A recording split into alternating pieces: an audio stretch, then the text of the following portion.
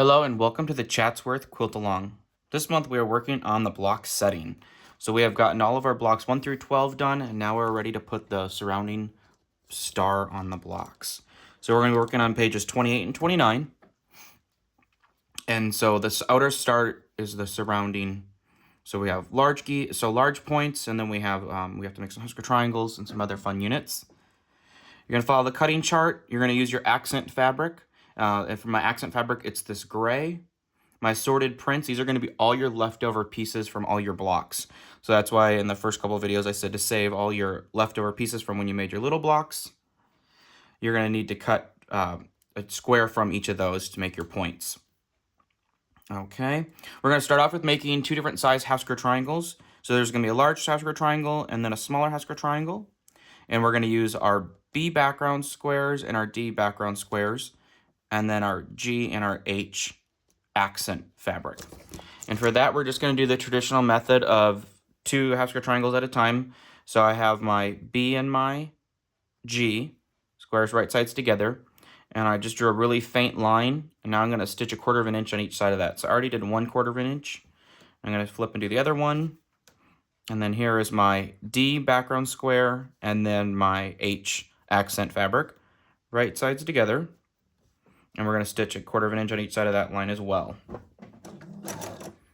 And if you have another method for making Husker triangles, whether it be with papers or any other ways, you can go ahead and do that. You should have an extra fabric of your background and your accent.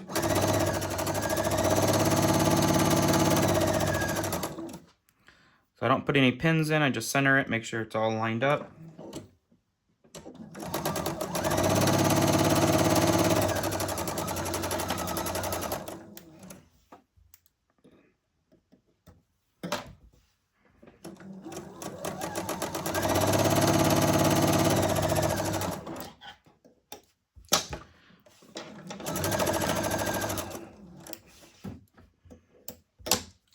Now we're going to go ahead and cut these apart. And I will sometimes give these a press. If the fabric's a little wonky or I just don't like how it's laying, I'll give it a little press. So it's just flat. And then I'm going to cut these apart from corner to corner and trim them to the size that it says in the book. And for the pressing on these, again, it's going to probably be a little funky because it's not normally how everyone presses. But I sometimes will press to the light fabric or the background. That way it alleviates some of the bulk when you're putting the pieces together, and everything actually lines up better and presses nicer too. So make sure you do press to the background on these Husker triangles. And I finger press it. Okay, I will finger press these ones as well.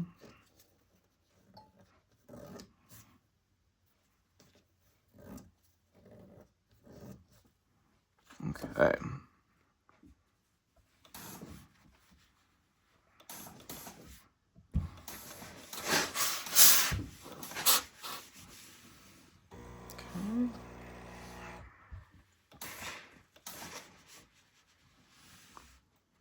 Go.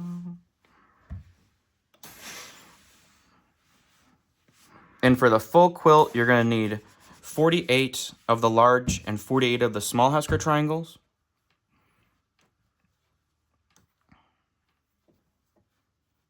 Okay, we're going to trim.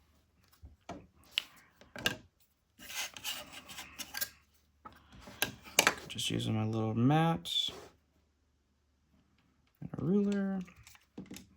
And they are oversized, which is nice. As you guys have learned, a lot of the pieces in this have been oversized. That way you can trim it down just because we all sew so differently.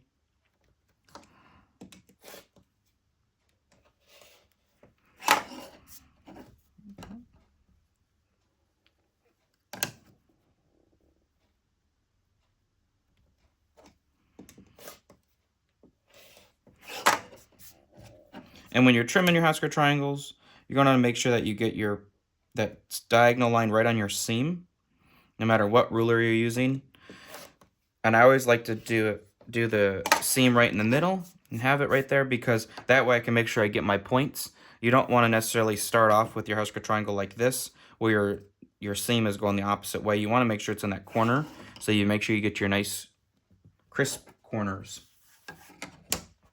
Now on these bigger ones, I need a little bit bigger ruler, so I'm going to use my block lock. Block lock is wonderful because there's a groove on there, and then it lines up with your seam. So however, depending on your seam, it goes right in that groove, and it lines right up. So you're going to find that.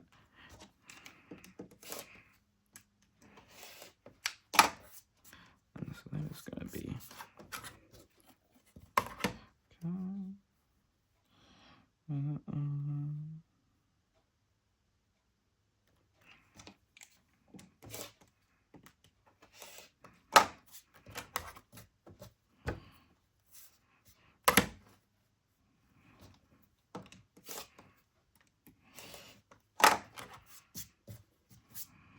And the one thing with the block lock that I just absolutely love is that it's going to make sure you get your corners perfectly.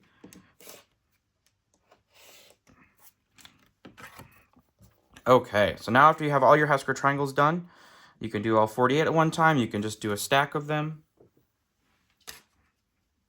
We're ready to move on to step number 2. And step number 2, we're only going to use the larger Husker triangles, so the Unit A Husker triangles. And we are going to make sure that we have it positioned correctly, just like in the diagram. So my dark is going to be in my lower right corner. And I'm just going to stack up the 4 of these, because we're doing 4 for one block today. And then I am going to use my A triangles. And I need 8 of my A triangles. So I'm going to put 4 in one pile. And I'm aligning that 90-degree corner. So my long edge is on the outside. I'm putting 4 there. And I like to kind of stack things up next to my sewing machine as I'm sewing. That tends to help. Okay, and you can join, so whatever you're comfortable with, it doesn't matter at this point. You can start off with pairing up in those two and sewing, or you can sew this side and sew. I like sewing this side first.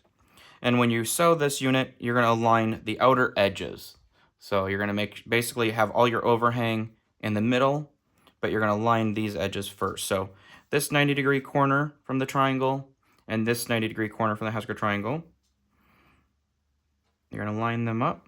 You're going to sew a 1/4 of an inch seam.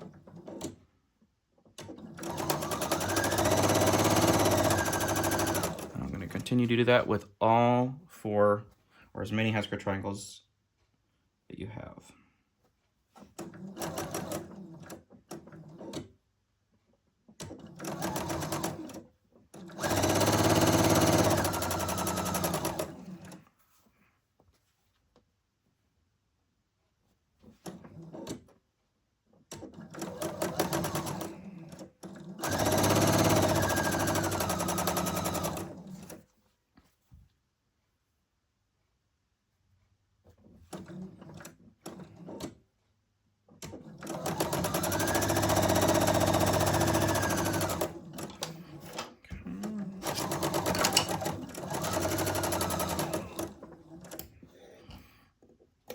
And you are going to have extra, you see how there's extra overhang there?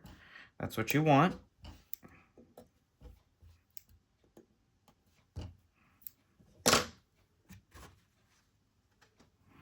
And I'm going to press these now, and when you go to press, we're going to set the seam, and we're going to press to the A triangle. I'm not pressing anything open. And I'll line up all 4 and just set the seam on all 4, just right off the bat to start. And again, I'm finger pressing.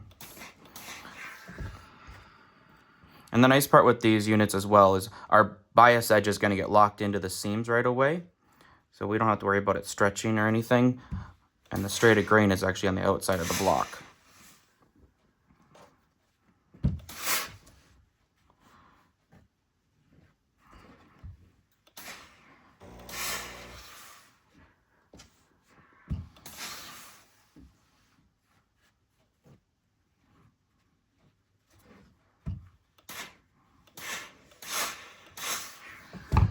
Okay.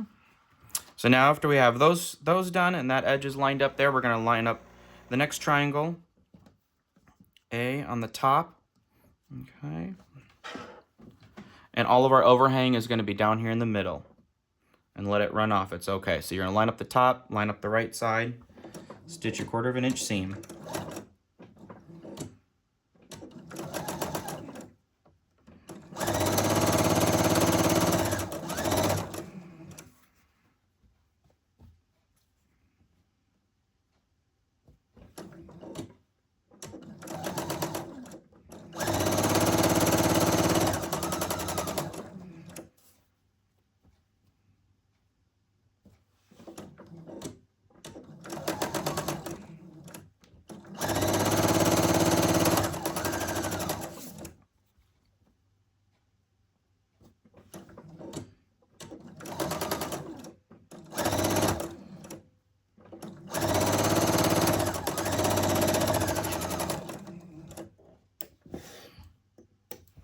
Okay. And then after these are all sewn, I'm going to trim off that dog ear.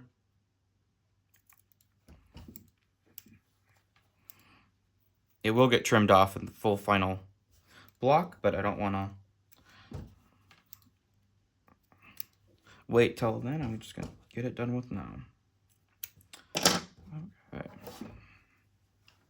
Then we're going to go ahead and press again to the A triangle.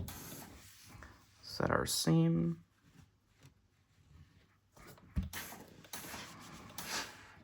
We're going to have 4 units that look like this. You need 48 for the quilt. Each pieced block will get 4, excuse me.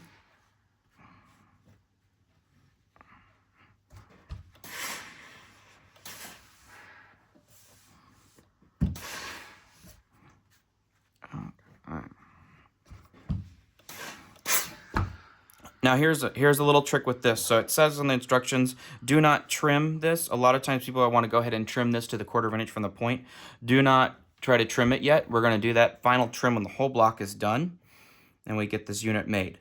So you don't need to worry about that, and leave that as your extra. You're going to want that overhang. That will be a nice. And plus this will already matter. This is already going to float more than a 1/4 inch when the block is done.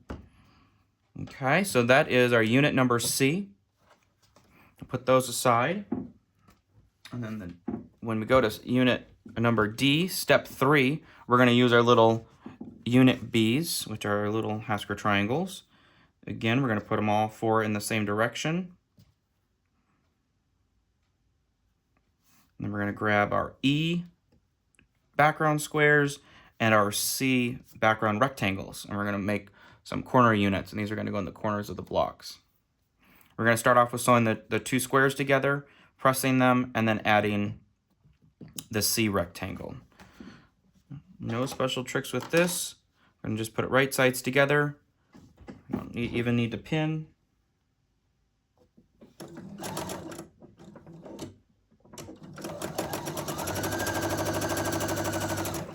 Quarter of an inch seam.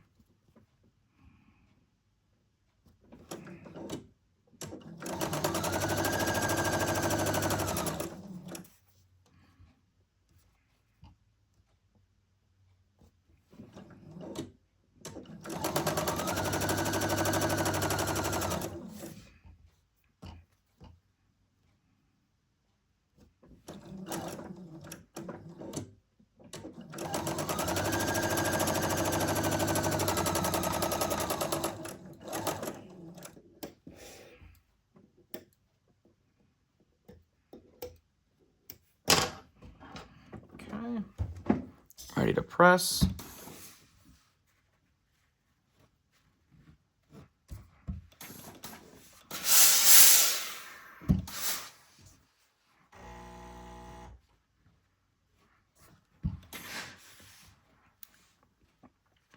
And again, with pressing our Hasker triangles to the light side, when you go to make this, you see how there's no bulk. Everything opens up and you can see right where your point is. If you had pressed it to the dark and when you sewed this, you couldn't see it, it would be folded back. So it's nice having it kind of open and flat, so it's really flat. I know everybody always says press to the dark. All right. Now we're ready to join the C triangles on the bottom.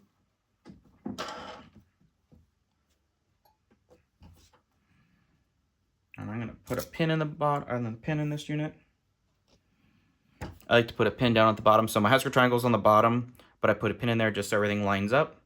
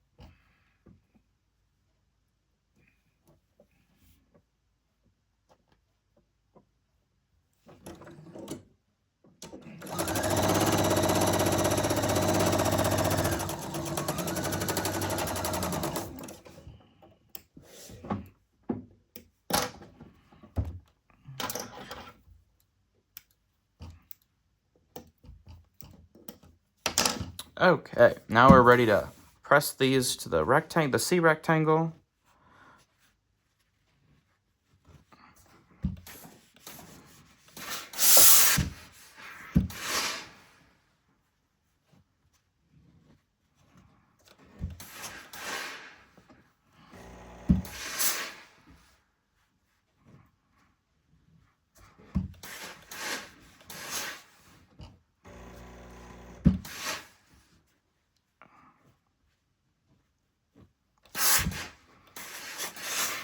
Okay, and now our 4 unit Ds are completed. Again, you'll need to make 48 for the full entire quilt. You need 4 per block, so I'm going to set these aside. Now, we're going to go to the next step, which is step number 4, and this is basically where we're putting our whole block together. So there's a couple different processes and steps to this one. And we're going to use our blocks 1 through 12 in the middle. And then this is where your assorted prints come in. So you're going to go through, and for each block, you're going to grab the 4 assorted prints that you have in the block itself. And you're going to cut what it says to in the cutting chart from that. You're cutting 1 square and then cutting it corner to corner to get 2 triangles. And these 2 triangles are going to give you your outer star. And so now I'm going to go match up the coordinating triangles with the inside fabric. And this is where it lays out into the star.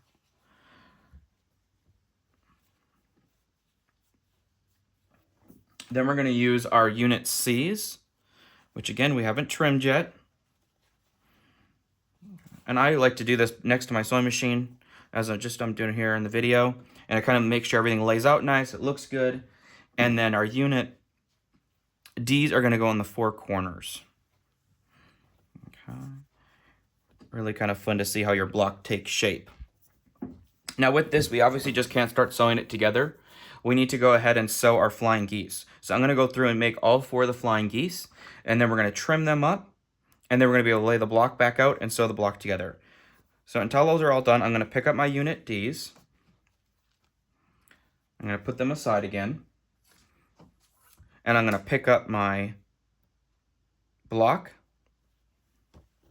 Just put that aside.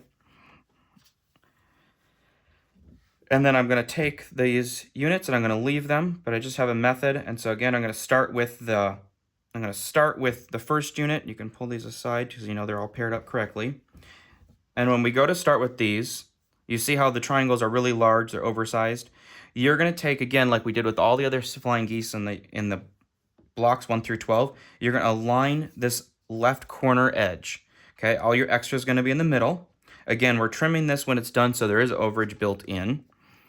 So you're going to line up that diagonal edge, and then you're going to line up the bottom, and we're going to stitch 1/4 of an inch. Okay.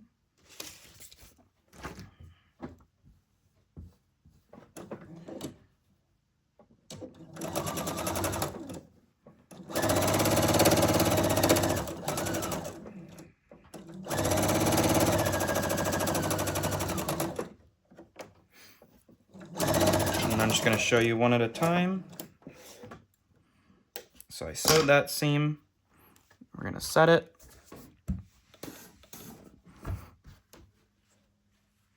Press to the F triangles, which is our sorted print triangles. And we're locking in all those bias edges, which is really nice. And now, because I'm going to add my X triangle on, I'm going to do, again, line up the bottom edge in that bottom corner. So you don't have to worry about shifting it down or anything. You want to actually line up always the corners, just as it says in the instructions. Okay. And you can stitch with the F triangle on the top like this, or you can stitch with it on the bottom.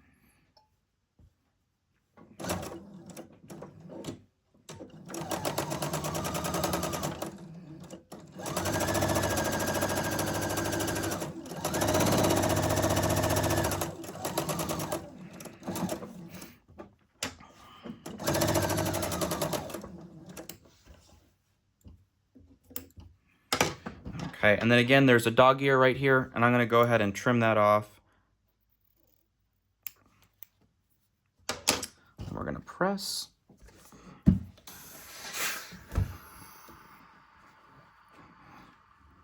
And the nice part about this, when you go to press, your unit is obviously oversized, and we're going to be able to trim it down.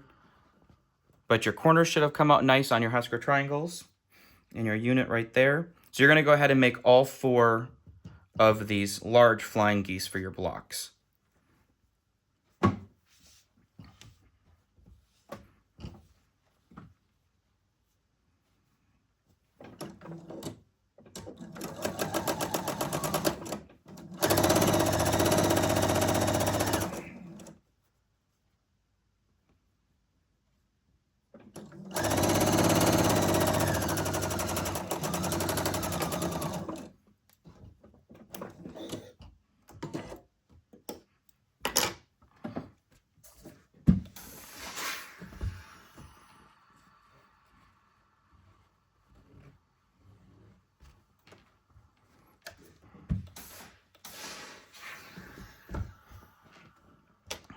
Line up the bottom edge, and I ran on a bobbin.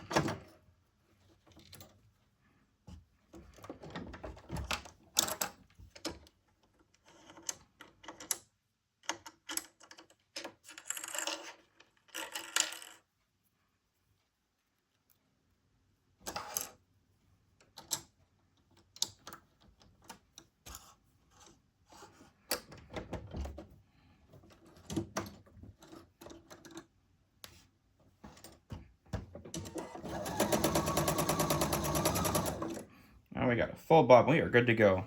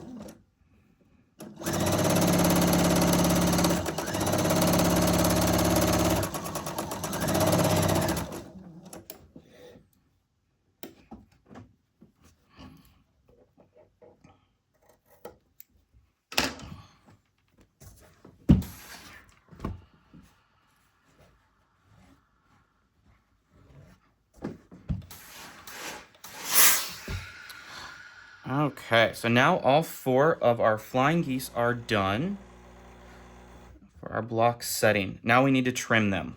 And they all are going to get trimmed the same way because they are oversized. And I'm going to use my Block Lock flying geese ruler that I love that corresponds with this size. And the best part about that is because we press to the triangles, we have that nice little spot where our Block Lock ruler can lock into. We have, as you can see, nice overage, about 1/8 of an inch, 1/4 of an inch extra.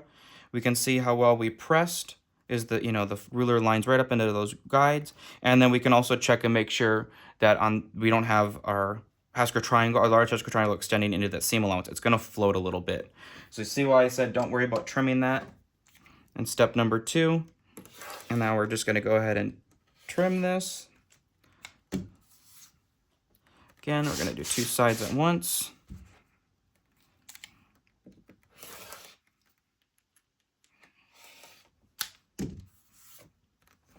So there's one trimmed unit. Doesn't that look awesome? And all your points look great. You have your quarter inch point here. And we're gonna repeat that 3 more times. And as you notice, I always like to start off with, whether you're left-handed or right-handed, I always like to start off with the point on the first trim to make sure that I guarantee myself that 1/4 of an inch. Nothing worse than having a shy 1/4 of an inch there.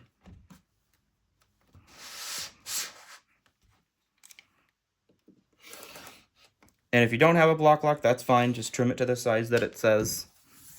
And just make sure that you're trimming so your corners, you're lined up your 45 degrees in the corners so they come out really nice.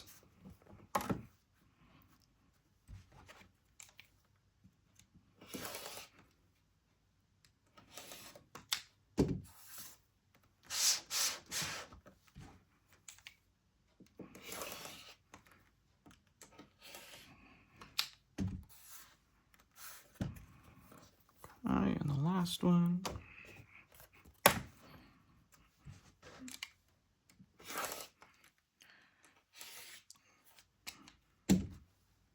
I love it when you can mindless sew and you could make all 48 flying geese, or you could make, 4 for each block and just continually sew and not have to worry about matching up anything because it all gets trimmed down. I love that part of quilting.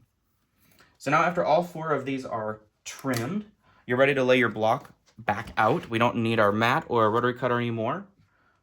We're all done with those 2. And now we're going to go ahead and lay it out, matching up again our assorted prints. We're going to put our Unit D's back in the corner.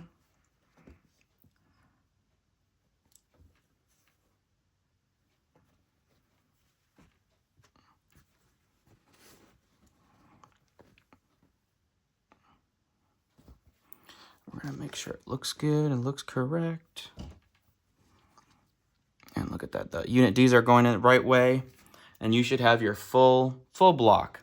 So now we're going to sew it into 3 rows. So we're going to sew that way and that way. So 3 across, 3 across, 3 across, and then we're going to join our 3 rows. And then when you get done, you're going to have your full block. So I just like to, next to my sewing machine, flip everything right sides together, and then I just start at the top.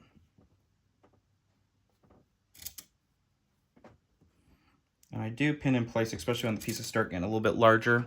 I want to make sure that everything's going to line up nice and evenly.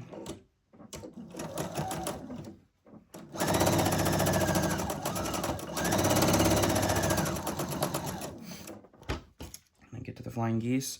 Now, when you get to your block and your flying geese, some points go together right here and do match, and then some float where you might have them out here. You don't always have to match them. But for this reason, I'm going to do the poker method like we've done many times.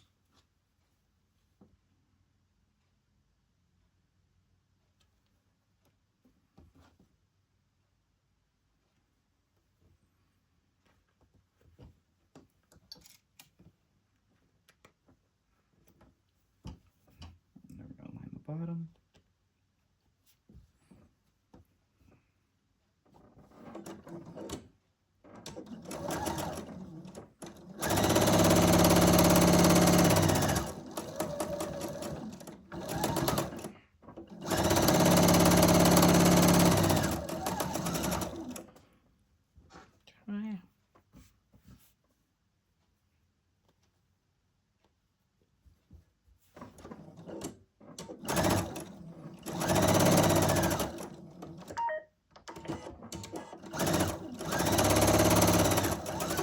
And then I don't necessarily put in a stopper. I just go up here and cut the top one.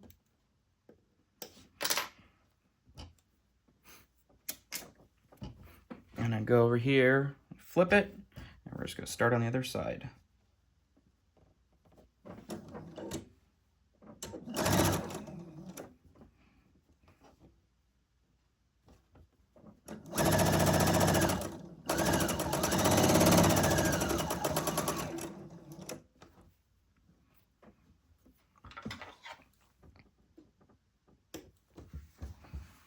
I'm gonna check that point while we're at it, and that looks good to me.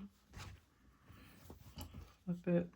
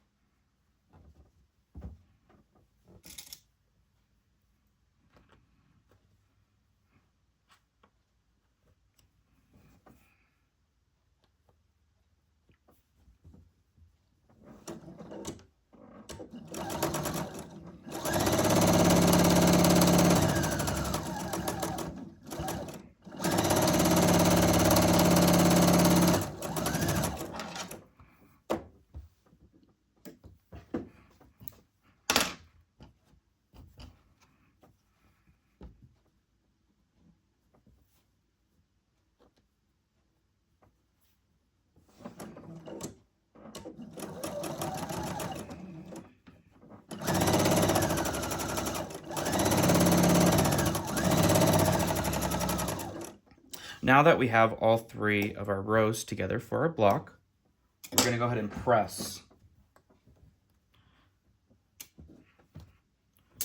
Check and see how we did there. That looks great. And if you wanted to web everything together, you could have webbed all three rows in place if you wanted to, but I like to sometimes just leave it.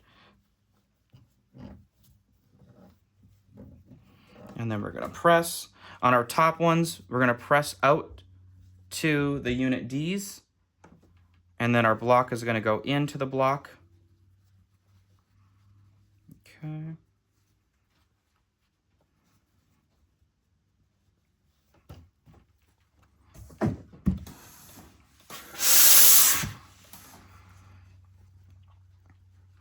And if you want to reverse that, you're more than welcome to reverse it.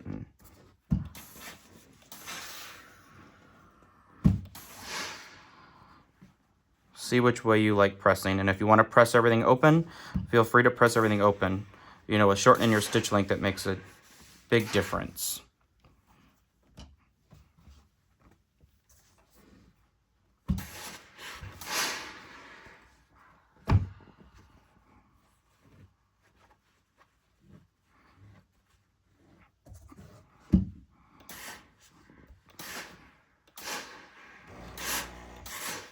And everything gets sashed on these blocks. So if you want to reverse it, because I guess I'm reversing it as I'm pressing it, because the block is laying, wanting to lay this way, you're going to have sashing around the block. So that is nice. If all your blocks are kind of pressed a little differently, it's A-okay because, again, you have the sashing around it. And they'll all lay really flat that way. Okay. So that's 2. Now I got to press the third one.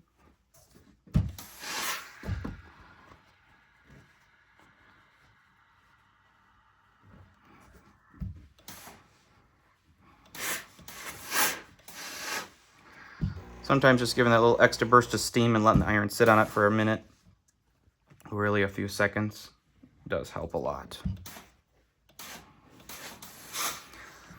Okay, so now that I have all 3 rows joined together, I'm going to go ahead and I'm going to sew then the 3 rows together. And I'm just going to start with 2 of them, put this one aside.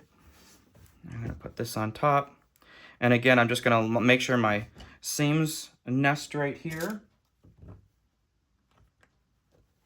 And here as well.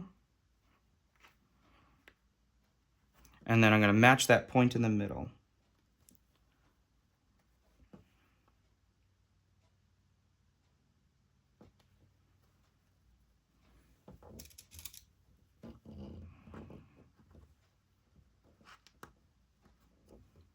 And they're going to pin the end.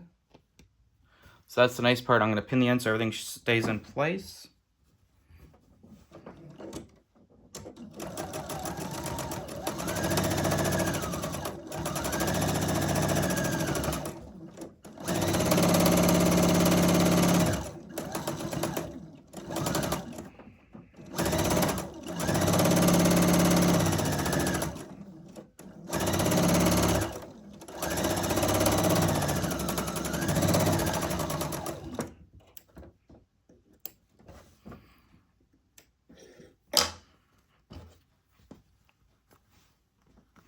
Okay, now moment of truth. Check and see how we did. That looks great. That point looks good. That one looks good. And some of the points you're gonna have an extra point right here, but it just everything nests together, so you don't have to worry about it too much. And then I'm gonna set that seam and I'm gonna press it back. Again, if you want to press it open, press it open. If you want to press it towards the block, press it towards the block. I'm going with how it wants to lay. If you want to press it, that little seam point open, you can do that. I'm finding that pressing back on the flying geese, it's laying just fine. I'm giving it a little steam and a little heat. It's not going anywhere.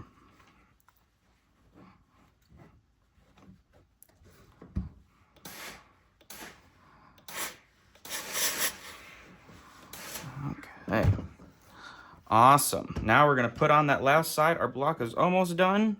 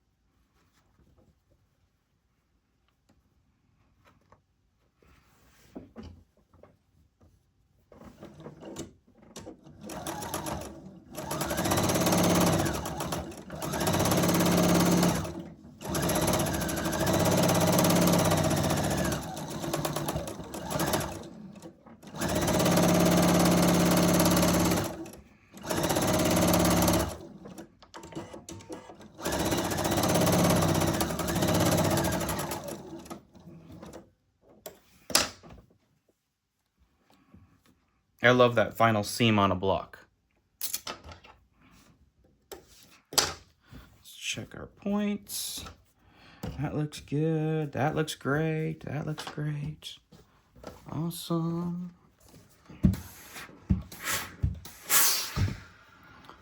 So then we're going to press that.